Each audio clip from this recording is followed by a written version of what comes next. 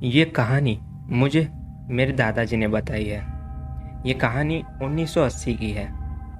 मेरे दादाजी का नाम सोमनाथ है और आज मैं आपको मेरे दादाजी की कहानी बताना चाहता हूँ। मेरा नाम सोमनाथ है और मैं राजस्थान के एक छोटे से गांव में रहता हूँ। हमारे गांव से कुछ कदम की दूरी पर एक बहुत बड़ा जंगल है। हमें हमारे पापा ने हमेशा उस जंगल से दूर रहने के लिए कहा था, लेकिन कई बार अपने दोस्त के साथ मिलकर आप कुछ ऐसी चीज़ करते हो जिसे आपको पछताना पड़ता है। एक दिन मैं, मेरा छोटा भाई मोहन और मेरे 3 दोस्त मिलकर हम लोग जंगल में गए। शाम अभी हुई नहीं थी। उस दिन खेलते खेलते हम लोग जंगल में काफ़ी अंदर तक पहुंच गए थे। जंगल काफ़ी घना था और जंगल में सन्नाटा भी बढ़ गया था। मोहन तो काफ़ी डर भी रहा था। हम लोग खेलते खेलते एक बड़े से पेड़ के पास पहुंच गए। वो पेड़ काफ़ी बड़ा था, इतना बड़ा था कि आज की 5 मंजिल इमारत भी उसके आगे छोटी लगे। लेकिन वो पेड़ एक तरफ से पूरा काला पड़ गया था। तभी मेरे दोस्त अनुज ने कहा, दोस्तों हमें यहाँ नहीं आना चाहिए था, ये तो रामाबाई का पेड़ लग रहा है। मैंने कहा, रामाबाई? कौन रामाबाई? अनुज ने मुझे कहा, कई साल पहले यहाँ रामाबाई नाम की एक चुड़ैल रहती थी और वो अपना काला जादू इस पेड़ के नीचे ही करती थी। शाम हो रही थी और हम सभी काफ़ी डर गए थे, इसलिए हमने वहाँ से वापस जाने का निर्णय लिया। तभी मैंने देखा कि मनोज उस काले पेड़ से लिपट कर रो रहा था। उसे देखकर हम लोग काफ़ी डर गए और मुझे तो उस पर काफ़ी गुस्सा भी आया। मैंने तभी मनोज को एक तमाचा मारा और तेज़ी से उसे खींचते हुए जंगल से बाहर आने लगा। मेरे दोस्त भी मेरे पीछे पीछे आने लगे। सूरज ढल चुका था और रात भी हो गई थी। हम सब ने मिल के ये बात तय की कि हम घर वालों को नहीं बताएंगे कि हम उस पेड़ के पास जाकर आए हैं। रात को मैंने और मोहन ने मम्मी पापा और दादाजी के साथ खाना खाया और घर के आंगन में सभी सो गए। रात में अचानक मेरी नींद खुली और मैं पानी पीने के लिए गया। जब मैं पानी पीकर बाहर आया तब मैंने देखा कि मोहन चलते हुए कहीं जा रहा था। वो अकेले काफ़ी आगे निकल गया था। मैंने भागते हुए उसका पीछे जाने लगा और उसे आवाज़ देने लगा, लेकिन वो है कि रुकने का नाम ही नहीं ले रहा था। फिर कैसे तैसे करके मैं उसके पास पहुंचा। मैंने देखा कि मोहन का चेहरा ऐसा था कि जैसे वो किसी के वश में हो और वो कोई मंत्र बड़बड़ा रहा हो। मैंने उसे बात करने की कोशिश की, लेकिन वो कुछ भी बात नहीं कर रहा था। कुछ वक्त बाद वो अचानक से बेहोश होकर गिर गया। मेरी तो आधी जान ही निकल गई थी। मैंने उसे खींचते हुए वापस लाया और सुला दिया।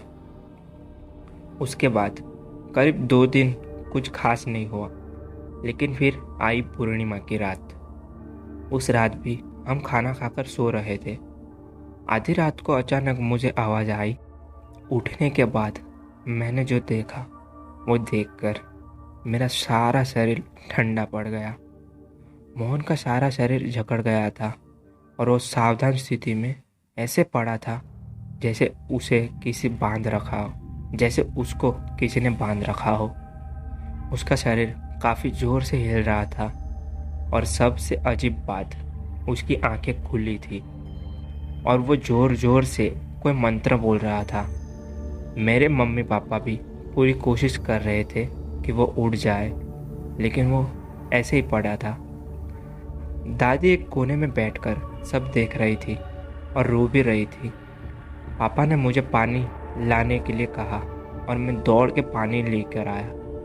सब कुछ इतनी तेज़ में हो रहा था कि मुझे कुछ भी समझ नहीं आ रहा था।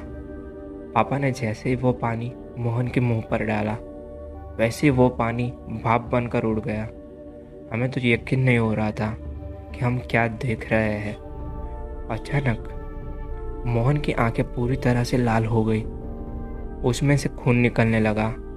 माँ जोर जोर से रोने और चिल्लाने लगी। पापा ने जल्दी से मोहन को उठाया और अपने साथ गांव में एक वैद्य के पास लेके गए। माँ भी उनके पीछे पीछे भाग के जाने लगी और पीछे मुझे दादी का ख्याल रखने के लिए बोला। पूरी रात मैं और दादी सो नहीं पा रहे थे। अगले दिन जब सुबह हुई तो मेरी आँख खुल गई। मैंने देखा कि पापा घर आ चुके हैं, लेकिन माँ और मनोज उनके साथ नहीं थे। मैंने पापा से पूछा, मोहन और माँ कहाँ है और मोहन की तबीयत अब कैसी है? पापा ने बताया कि कल रात जब वो मोहन को लेकर जा रहे थे, तभी अचानक रास्ते में मोहन एक जिंदा लाश की तरह बेहोश हो गया। फिर भी माँ पापा उन्हें वेद जी के पास लेके गए। मुझे तो मोहन की काफ़ी चिंता हो रही थी। दोपहर को मोहन को घर पे भी लाया। मोहन को कुछ भी पता नहीं था कि उसके साथ क्या हो रहा है। वैद्य जी ने भी बताया कि मोहन एकदम तंदुरुस्त है। फिर भी रात का खाना खाते वक्त दादी ने बताया कि मोहन पे ज़रूर किसी का साया है, लेकिन पापा ने उनकी बात पे ज़्यादा गौर नहीं किया। मोहन के साथ ऐसी चीज़ें बढ़ती गई। वो रात में अकेला कहीं चला जाता और कुछ मंत्र बड़बड़ाने लगता। उसका वज़न भी काफ़ी घटने लगा था और उसकी आंखें के नीचे काले गड्ढे पड़ने लगे थे। सच कहूँ तो मैं और घर में सभी लोग काफ़ी परेशान थे। कुछ दिन बाद मेरे दोस्त मेरे घर मोहन का हालचाल पूछने आए। उनमें से मेरा दोस्त अनुज भी आया, जो अपने पालतू कुत्ते को साथ लेकर आया था। उस कुत्ते ने मोहन को देखते ही जोर जोर से भौंकना शुरू कर दिया। मोहन भी किसी जानवर की तरह कुत्ते को देखकर घुर्राने लगा। हमें तो कुछ समझ नहीं आया। उसी रात जब हम लोग सो रहे थे तो बीच रात में मेरी माँ चिल्लाने लगी। जब मैं उठा तो पता लगा कि मोहन घर में नहीं है। हम सभी लोग मोहन को पूरे गांव में ढूंढने लगे। गांव वाले भी हमारी मदद में लग गए और मोहन को ढूंढने लगे। करीब 1 पहर बीता होगा। उसके बाद पापा ने मोहन को खींचते हुए घर ले आए और मोहन को देखते ही मेरे रोंगटे खड़े हो गए थे। उसका शरीर खून से लथपथ था। उसके चेहरे पर और गर्दन पर किसी जानवर के पंजों के निशान थे। उसके दांत की गंदी बदबू आ रही थी। पापा ने मोहन को ज़मीन पर लेटाया और एक डंडा लेकर मारने लगे। मम्मी पापा को रोकते हुए पूछने लगी कि क्या हुआ। पापा ने बताया, ये एक जंगल के अंदर मिला। अनुज के कुत्ते को खा रहा था। देखने से लगा कि अनुज के कुत्ते को इसने एक बड़े से पत्थर से मारा और फिर उसका सारा शरीर चबा रहा था। गांव वालों ने भी इसे ये करते हुए देख लिया है। ये सुनने के बाद माँ और दादी रोने लगी। पापा फिर से मोहन को मारने लगे, लेकिन इस बार मोहन गुस्से में पापा के ऊपर कूदा और पापा को ज़मीन पर गिराया। पापा की छाती पर बैठकर उसने पापा का गाल पकड़ लिया और कुछ मंत्र बोलने लगा। हमें उसे रोकने की कोशिश की, लेकिन उसमें अचानक काफ़ी ताकत आ गई थी। मैं काफ़ी डर गया था और डर में मैंने बाजू में गिरा हुआ डंडा लिया और मोहन के सिर पर दे मारा। मोहन चिल्लाते हुए गिर गया और फिर पापा ने और मैंने उसे रस्सी से बांध दिया। मैं, पापा और मम्मी मोहन को लेकर पंडित जी के पास गए और उन्हें पापा ने सारी बात बताई। पंडित जी ने बताया कि हमारे गांव में तो ऐसी कोई बुरी चीज़ नहीं है जिसे मोहन ऐसा करे। पंडित जी ने मुझसे पूछा, सोमू बेटा, क्या मोहन गांव से बाहर किसी दूर जगह गया था? मैंने बताना तो चाहा था कि हम लोग रामबाई के पेड़ के पास गए थे, लेकिन पापा ने हमें पहले ही उस जंगल से दूर रहने को कहा था, इसलिए डर के मारे मैंने जंगल वाली बात किसी को नहीं बताई। पंडित जी ने मोहन के हाथ पे एक रस्सी बांधी और पापा से कहा कि अगर सच में इस पे कोई काला साया है, इस पे फिर से वो हावी नहीं हो पाएगा। पंडित जी ने कहा कि गांव से दूर माँ दुर्गा का एक मंदिर है, वहाँ एक तांत्रिक रहता है। वो तांत्रिक ही शायद अब तुम्हारी कोई मदद कर पाए। पापा ने पंडित से कहा, पंडित जी, उस तांत्रिक को तो हमने गांव से निकाल दिया था, वो भी काफ़ी साल पहले, और सभी गांव वालों ने तय किया था कि कोई भी उस तांत्रिक को नहीं मिलेगा। पंडित जी ने मेरे पापा से कहा, देखो विजय, इसकी शरीर की अवस्था देखकर लग रहा है कि यह ज़्यादा समय तक जिंदा नहीं रहेगा। मोहन की हड्डियां दिख रही है और जैसे तुमने बताया, जिले के अस्पताल दिखाने के बावजूद इसकी तबीयत खराब हो रही है। इन सब बात को देखकर लगता है कि यह मामला ज़रूर उस जंगल के पेड़ से जुड़ा हुआ है। पापा और माँ काफ़ी डर गए थे। पापा ने पंडित जी को कहा, ठीक है पंडित जी, मैं मोहन को लेकर कल सुबह ही उस तांत्रिक के पास चला जाऊंगा। उस रात पंडित जी ने मोहन के माथे पर और शरीर पर भस्म लगाई थी। अगले दिन सूरज निकलने से पहले मोहन को होश आया और वो बिल्कुल ठीक हो गया था। पिछली रात की कोई भी बात मोहन को याद नहीं थी। हम मोहन को लेकर वापस घर आए। वहाँ पे हम नहाए और कुछ खाने के बाद पापा मोहन को लेकर तांत्रिक के पास जाने लगे। माँ ने कहा कि वो भी साथ आएगी, लेकिन पापा ने मना कर दिया और फिर मैं और पापा मोहन को लेकर वो तांत्रिक के पास निकल पड़े। पापा के एक दोस्त के पास जीप थी। उनकी जीप से हमें तांत्रिक के पास जाने लगे। पापा के साथ उनके दोस्त भी हमारे साथ आए। करीब 2 घंटे का सफ़र करने के बाद हम माँ दुर्गा के मंदिर पहुँचे। वो मंदिर काफ़ी सुनसान था। मंदिर के आसपास कोई घर या कुछ भी नहीं था। अब तक तो मौन ठीक था। हम लोग मंदिर में करीब दोपहर के 11 बजे तक पहुँच गए थे। मंदिर में कोई नहीं था, लेकिन वहाँ पे 2 लोग थे। उनकी उम्र तकरीबन 25 से 30 साल के बीच थी। हमने उनसे तांत्रिक के बारे में पूछा तो उन्होंने बताया कि तांत्रिक किसी दूसरे गांव गए हैं और रात के वक्त तक आएंगे, लेकिन उन्होंने बताया कि वो तांत्रिक के शिष्य है और शायद वो हमारी मदद कर सकते हैं। फिर पापा ने उन्हें मोहन के साथ होने वाली हर बात बता दी। हमारी बात सुनकर वो दोनों शिष्य भी काफ़ी हैरान हुए और उन्होंने कहा कि ज़रूर ये आत्मा काफ़ी शक्तिशाली होगी। उन शिष्यों ने बताया कि सूरज ढलने के बाद वे एक पूजा करेंगे और मोहन के अंदर जो भी आत्मा है उसे बाहर निकालेंगे। उन्होंने पूजा के लिए कुछ सामान लाने को कहा। पापा पास ही के गांव में जाकर सब सामान लेकर आ गए और हम सब सूरज ढलने का इंतज़ार करने लगे। मोहन काफ़ी डरा हुआ लग रहा था, लेकिन पापा और वो दोनों शिष्य मोहन को प्यार से समझाने लगे। मोहन को समझाते वक्त उन शिष्यों ने एक बात बताई थी जो मैं आपको बताना चाहूँगा। यह प्रेत आत्मा या कोई भी नकारात्मक शक्ति हमारे भीतर की ऊर्जा से शक्तिशाली नहीं होती। अगर हम हिम्मत रखें और ईश्वर पर भरोसा रखें तो हम इन नकारात्मक शक्तियों का सामना आसानी से कर सकते हैं। बस खुद में और भगवान पे विश्वास रखना। खैर, सूरज ढल गया और अंधेरा हो गया था।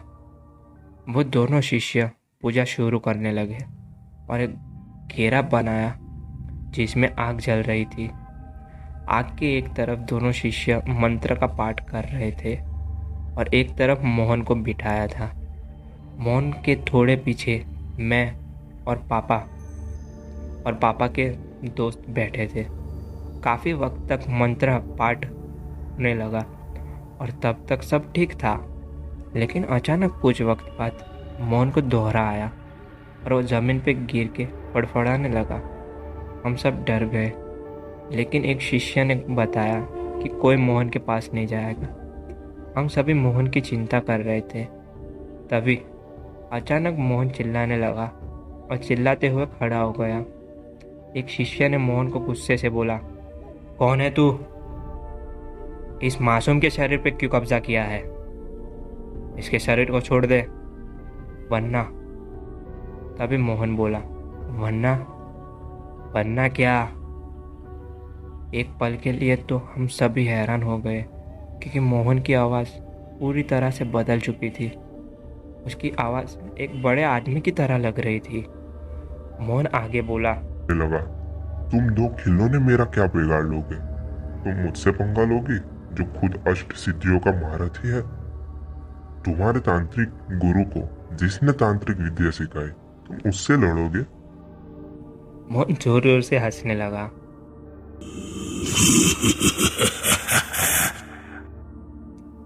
मोहन की बात सुनकर तो अचानक वो दोनों शिष्य भी चुप हो गए और थोड़ा डर गए। मोहन की एक एक बात से मेरे तो रोंगटे खड़े हो रहे थे। उन शिष्यों ने बोला, तुम जो भी हो, माँ दुर्गा की शक्ति से बढ़कर नहीं हो। इस बच्चे के शरीर को छोड़ दो और चले जाओ। मोहन ने बोला, मैं नहीं जाऊंगा। ये खुद मुझसे आके लिपटा था। मैं इसके शरीर में एक उद्देश्य से आया हूँ। जब तक वो उद्देश्य पूरा नहीं हो जाता तब तक मैं नहीं जाऊंगा। कई साल इंतजार किया है मैंने। अब अगर कोई बीच में आया तो मैं उसकी भी जान ले लूंगा।